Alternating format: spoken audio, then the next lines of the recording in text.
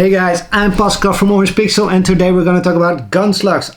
This video is going to be all about Gunslugs. I'm going to show you how the game is currently evolving into actually a complete game, and this is really how I test my games. When I'm working on it, I'm just going to play test it. I do this a lot, almost daily or at least a few times a week.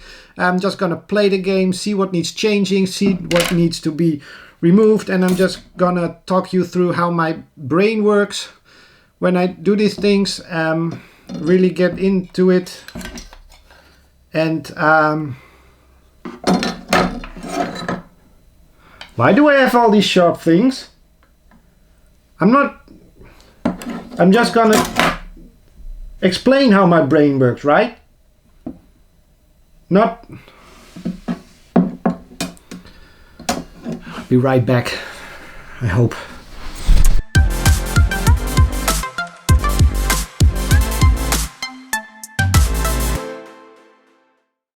Luckily, I don't have to open my brain for this week's video. What I'm gonna do is play the current version of Gunslugs, the game I'm working on. It's still very early, but the last time I did this, the game was extremely early. So a lot has changed since the last video I did. So basically, I'm just gonna walk you through how my brain works as I test my own game. Just mention the stuff that needs to be changed, needs to be fixed, are wrong, are buggy, or whatever comes up in my head. That's what I'm going to talk about, and I'm going to show you a lot of neat stuff from Gunslugs right now. So let's go. Alright, so the first thing I notice right here is that I still don't like where the title of the world is shown. It's way too high. It should be a little bit more centered, which is just a tiny detail, but it needs fixing because, well, I'm still not happy with it. I've been moving it around a lot of times already. So eventually it will get to a certain spot on the screen that I do like. But right now I know it's not at the right spot just yet. You probably didn't even notice it. It's just way too high on the screen. As you might notice is that there is a little bit more movement in the player. The heads are now turning and moving around. The player can shoot backwards actually. It does auto targeting, so you don't have to aim. I might add a manual aim to the game, but right now it's just auto targeted, which does make the game move a lot faster. It's I don't know. I like how it auto targets the enemies. It's still not perfect. Sometimes it takes a different enemy than you expect it would be. So there are still things that need fixing in that area, but that's with most of this game. It's all coming along pretty nicely, but most of the stuff, most of the features just need that little bit of polish and a little bit of ironing out of small bugs. So the big improvement in this version of the game is that little action hero bar at the top. This action hero bar fills up if you take out enemies, and if you do it in a cool way, like sneaking behind them with a knife or dropping from high above onto them, the bar fills up much faster. Also taking them out with explosions and barrels and everything like that. And you want that bar to fill up because once it's full, you become a real 80s action hero, meaning you get a lot of power because you will be moving 2 or 3 times as fast as everything around you. Pretty much like the 80s action heroes. They always seemed indestructible even though they weren't. And I wanted to add that to this game.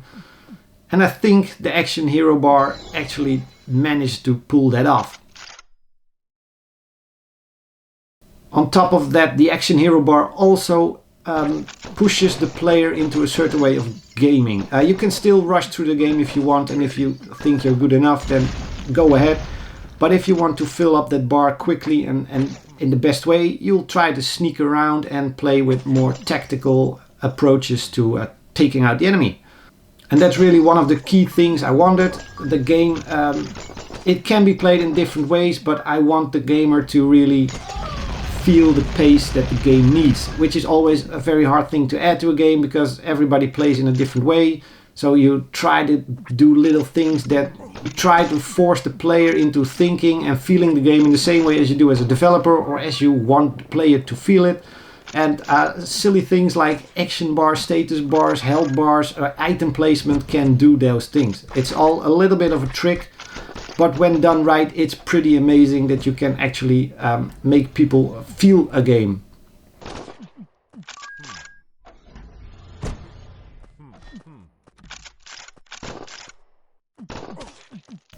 There are still a lot of little bugs, as you notice right here, that sometimes barrels hardly do any harm to the hero, which is weird because an explosion should just harm the player as well.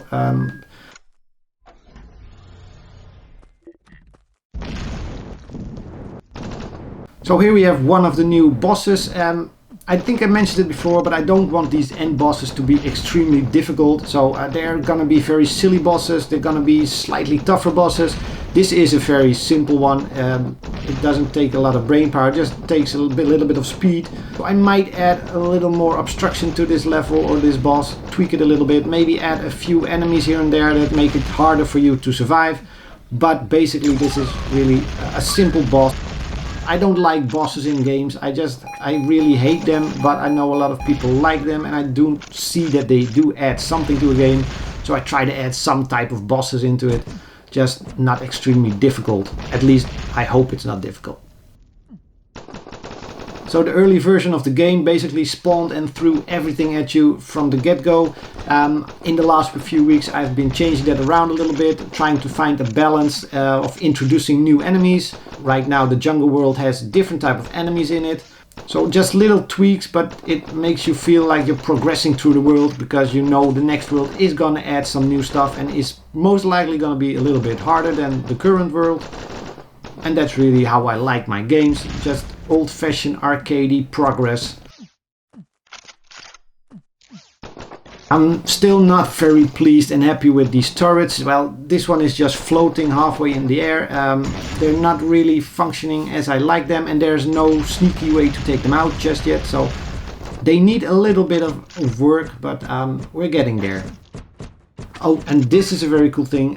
If you have a different melee weapon, it takes on a different feature. So the baseball bat can hit and smash crates. A smashed crate can take out enemies or destroy stuff, which makes the baseball bat pretty handy if you want to hit stuff from a distance. Suddenly, during the game development, the melee weapons took a much bigger role, and the guns and other weapons took a little less of a backseat role to the melee weapons, which is pretty fun and which is not something I planned originally, but it just turned out to work like this. So let's take a little look at one of the other worlds. We've seen the jungle, we've seen the city. This is the Arctic world, which has been basically in Gunslugs 1 and Gunslugs 2. I just like snow levels and snow worlds. Right now the platforms are not slippery. I'm not a fan of slippery platforms in platformers, but if I can do it in the right way, it might just add something to the game. Or maybe I can just place spots that are icy or something and only slip at those spots. Something to figure out.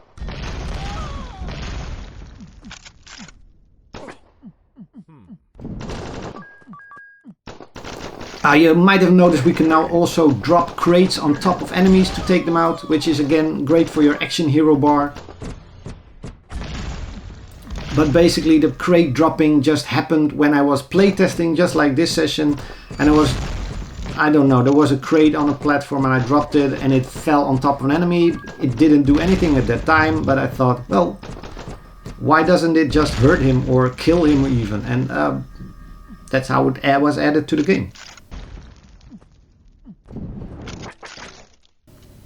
So you might have also noticed that the weapon system has undergone a little change. Right now you can pick up weapons, and although there are ammo drops left and right and ammo pickups, they really aren't that interesting because they don't add ammo right now. They are most likely going to be removed from the game. Basically, if you pick up a weapon, it comes with a little bit of ammo, and that's the amount of ammo you're going to be able to use for it. And that's really how I like the game, because again it forces the player into a certain way of thinking, and that's really what I want as a game designer. I want you to experience this game the way I designed it, and I hope you experience it. So these pop-up stores are, well, I showed them a few videos ago. They are still under development. I added this little nursery. I still need to start adding items and stuff to the game. The tactics are now in the game. Now we need to add the roguelike element. The pop-up stores will be a large part of that. For example, one of my ideas is to have an alien planet, which will then house a predator-like mask, making you invisible. But to get to that planet, you just need something like an alien key somewhere, which you then need to find or buy or find on another planet. And you can only access the alien planet if you have the alien key, and you can only become invisible if you have the alien mask, which is on the alien planet. So stuff like that is slowly building up in my head, and I hopefully write down all my ideas, because eventually I might forget them. So with game design, the problem is always going to be not everybody is going to like the choices I make, but that's basically why I'm the game developer on this game, and those people aren't. I create this game the way I like, and hopefully I'll find a lot of people who also like it that same way, or understand what I was trying to do with it. And we'll see when it's done. So this little enemy, the suit it's running in should actually still be there when you kill it, but right now all the suits are dying. Oh wait, yes! Oh, I really like this. Really something I had in Gunslugs 1 and 2, the chopper crashing, but now you can just the more these type of things happen in my game when testing, the more I know this game is really on the right track, and it's going to be a great game. At least for me it's going to be a great game, hopefully for you as well. I had a lot of play sessions where I just wasn't this enthusiastic about the game. I was just going through with emotions of playing it and running around, but I wasn't feeling it. And now, after months of work on it, it's slowly getting to that point that I think, yeah, this game is fun. There is still a lot of work here, and everything you see needs a little bit of polish, a little bit of fixing, but hopefully you guys have noticed the many different changes with the previous videos, and the game is getting along pretty nicely. I still need to put in a lot of months of work. There's still a lot of stuff I want to add to the game. There's still a lot of stuff that needs polishing, but it's really getting close to what I want. Alright, so that's really how Gunslugs is playing right now and looking right now. There's a lot of stuff that needs to be changed, but my original goal with this game was to create a new Gunslugs.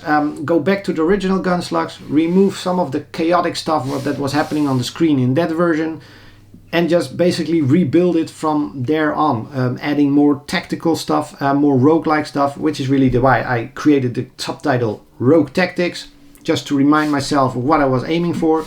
It's getting close. It's really getting playable. I'm really enjoying my play sessions right now. Also, sometimes when I wake up in the morning, the first thing I do is play the game, or when I go to bed, just a little bit of a gameplay session, which is a very good thing, because there have been a lot of months where I was just like not interested in the game or playing it. It just wasn't where I wanted it to be. And now with this action hero bar, and with all the stealth and the movements being improved a lot, and it just really coming together, which is really pleasing to work on the game right now. It also spawns a lot of cool new ideas for the game. So yeah, I'm really happy with how it's turning out, and I hope you enjoyed this little view of the game. If you have any questions, let me know in the comments below. If you have cool ideas for the game, I'm also open for those, so let me know in the comments below. Don't forget to hit the subscribe button, and I'll see you guys next week. Bye!